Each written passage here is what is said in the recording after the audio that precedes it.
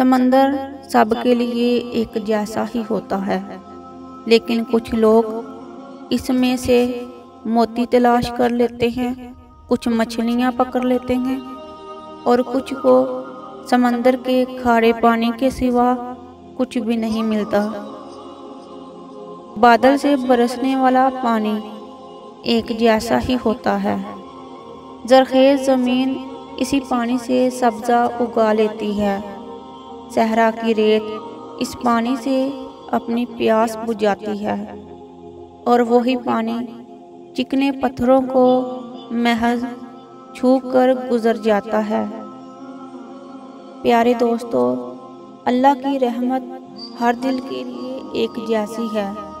अब ये हम पर है कि हम पर इसका कितना रंग चढ़ता है, और अल्लाह का रंग सब रंगों से बेहतर है।